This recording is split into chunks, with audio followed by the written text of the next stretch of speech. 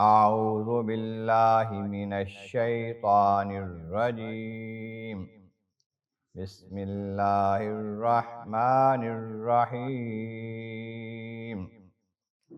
الف لام میم را، تلک آیات الکتاب والذی انزل الیک من ربک الحق ولکن اکثر الناس لا یؤمنون۔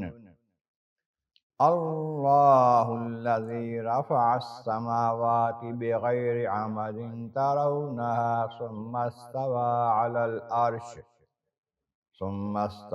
على العرش وسخر الشمس والقمر كل يجري لأجل مسمى يدبر الأمر يفسر الآيات لعلكم بلقاء ربكم توقنون۔ صدق اللہ العظیم۔ حمد و ثناء رب کریم اور درود و سلام بر سید خیر الانام کے بعد سورۃ الرعد کی پہلی 2 آیتیں تلاوت کی گئی ہیں جو 13ویں پارے کے 7ویں رکوع میں ہے۔ سورۃ الرعد مکی ہے اور اس میں 2 آیتیں مدنی ہیں۔ بعض حضرات نے اسے مدنی ہی کہا ہے۔ اس میں 6 رکوع ہیں، 43 ایک روایت کے مطابق 45 آیتیں ہیں، 855 کلمات ہیں، 3506 حرف ہیں۔ سورت کا آغاز حروف مقطعات سے ہوتا ہے، الف لام میم را، جن کے معنی اللہ تعالیٰ جانتا ہے، اس کے محبوب اللہ کی عطا سے جانتے ہیں۔ وَتِلْكَ آیَاتُ الْکِتَابِ الْمُبِینِ، یہ آیتیں ہیں روشن کتاب کی جو پڑھی جا رہی ہیں، بیان کی جا رہی ہیں، اس صورت میں اتاری جا رہی ہیں۔ یہ واضح کتاب کی، روشن کتاب کی آیتیں ہیں اللہ تعالیٰ کی طرف سے۔ اور اے محبوب، والذی انزل الیک من ربک الحق کو، آپ کی طرف جو کچھ بھی اتارا جا رہا ہے، نازل کیا جا رہا ہے، کلام بھیجا جا رہا ہے، یہ سب کا سب حق ہے اور سچ ہے۔ لوگوں نے تنقید کی، اعتراض کیا کہ یہ اپنے پاس سے کلام بنا لیتے ہیں، تو خالق کائنات نے پیغام دیا کہ آپ کے پاس جو ہم بھیج رہے ہیں وہ حق ہے، کلام ہمارا ہے، ہم بھیجنے والے ہیں، لیکن اکثر الناس لا یؤمنون، اکثر لوگ نہیں مانتے۔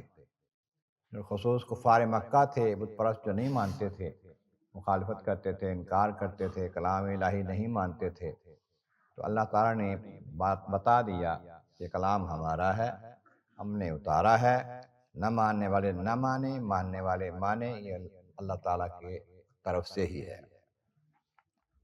فرمایا اللہ الذی رفع السماوات بغیر عمد ترونہا، اللہ تعالیٰ کی شان تو دیکھو، وہ ہے جس نے آسمان بنائے ہیں جس کے نیچے کوئی ستون نہیں ہے اور تم دیکھ رہے ہو۔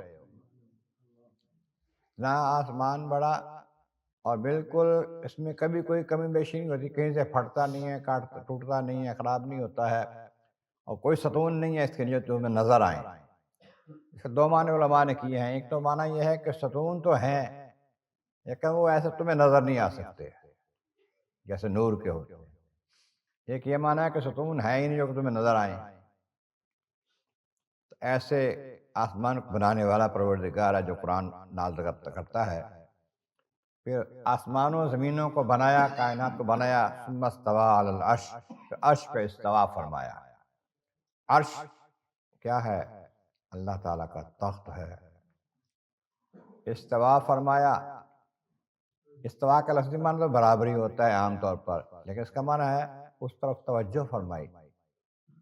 بعد نے کہا کہ عرش پہ بیٹھا گیا، درست نہیں ہے۔ اللہ تعالیٰ نہ بیٹھتا ہے، نہ اٹھتا ہے، نہ کسی خاص جگہ پہ ہوتا ہے، وہ ہر جگہ پہ ہوتا ہے اپنی شان کے لائق جیسے اس کی شان ہے۔